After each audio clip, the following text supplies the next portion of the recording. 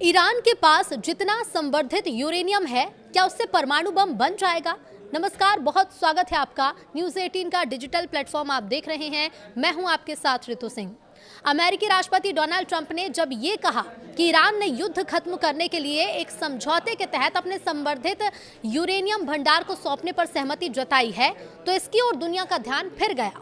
हालांकि ईरान के उप विदेश मंत्री सईद खतीबजादेह ने इस दावे को खारिज कर दिया है। उन्होंने कहा है कि ऐसे विचार के साथ शुरुआत ही नामुमकिन है। दोनों पक्षों के आगे की शांति वार्ताओं का रास्ता तलाशने के साथ ये तय लग रहा है कि इस सामग्री का भविष्य चर्चा का एक अहम विषय होगा। लेकिन आखिर संवर्धित यूरेनियम होता क्या है और क्यों ये इतना अहम हो गया है? तो देखिए, यूरेनियम एक प्राकृतिक तत्व है जो पृथ्वी की सतह में पाया जाता है। ज्यादातर ये दो आइसोटोप से मिलकर बना है, U-238 और U-235। प्राकृतिक यूरेनियम का 99% से भी ज्यादा हिस्सा U-238 होता है, जो आसानी से परमाणु श्रृंखला प्रतिक्रिया को बनाए नहीं रख पाता। तो वहीं सिर्फ करीब 0.7% हिस्सा U-235 है, और ये ऐसा आइसोटोप है जो आसानी से टूट जाता है और ऊर्जा छोड़ता है। इस प्रक्रिया को परमाणु विखंडन यानी कि न्यूक्लियर फिशन कहा जाता है। अब यूरेनियम को उपयोगी बनाने के लिए उसमें U-235 का अनुपात बढ़ाया जाना जरूरी होता है। इसे करने की प्रक्रिया को ही संवर्धन यानी कि एनरिचमेंट कहा जाता है। सबसे पहले यूरेनियम को गैस में बदला जाता है, फिर इस गैस को सेंट्रीफ्यूज में डाला जाता है। ये ऐसी मशीनें होती हैं जो बहुत तेज गति से घूमती हैं। इस दौरान भारी U-238 थोड़ा बाहर की तरफ खिसक जाता है, जबकि हल्का U-235 केंद्र के पास रहता है। इस तरह से धीरे धीरे काम के यूरेनियम यानी कि U-235 को ज़्यादा आम U-238 से अलग किया जाता है। ज़्यादा संकेंद्रित हो चुके इस यूरेनियम को सेंट्रीफ्यूज के एक सिरे से निकाल लिया जाता है।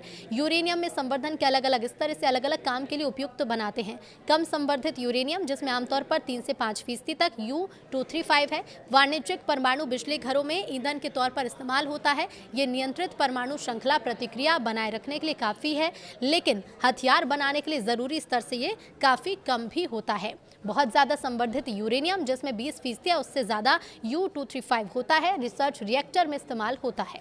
तो वहीं हथियार ग्रेड यूरेनियम को आमतौर पर करीब 90% तक संवर्धित किया जाता है। अब इस स्तर पर हालात ऐसे बन जाते हैं कि परमाणु प्रतिक्रिया कभी भी बेकाबू हो सकती है। जब इस तरह का पदार्थ काफी मात्रा में एक साथ लाया जाता है तो परमाणु बेहद तेजी से टूटने लगते हैं और पलक झपकते ही बहुत बड़ी मात्रा में ऊर्जा निकलती है। यही बात यूरेनियम के नागरिक और सैन्य इस्तेमाल के बीच फर्क पैदा करती है। किसी भी रिएक्टर में ईंधन को सिर्फ थोड़ा सा संवर्धित किया जाता है और प्रतिक्रिया को जानबूझकर धीमा, इसे असावधानी से नियंत्रित किया जाता है ताकि महीनों या सालों में धीरे धीरे ऊर्जा निकलती रहे।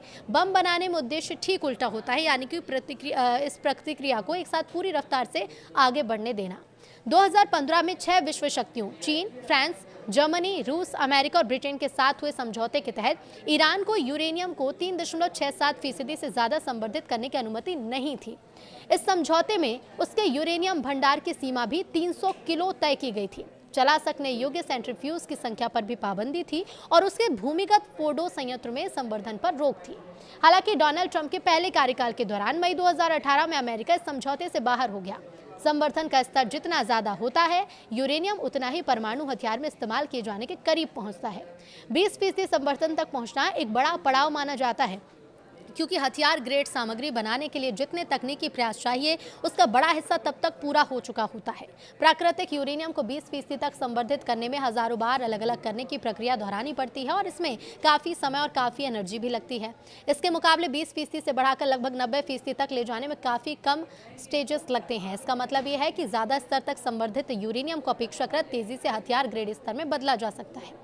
अब ईरान के पास कितना यूरेनियम है? तो देखिए, मौजूदा बातचीत के केंद्र में सवाल यह है कि ईरान के पास पहले से मौजूद संवर्धित यूरेनियम के भंडार का आखिर क्या किया जाना चाहिए।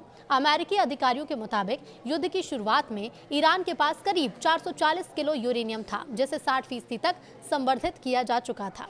इस सामग्री को हथियार ग्रेड यूरेनियम के लिए जरूरी 90% स्तर तक अपेक्षाकृत तेजी से संवर्धित किया जा सकता है।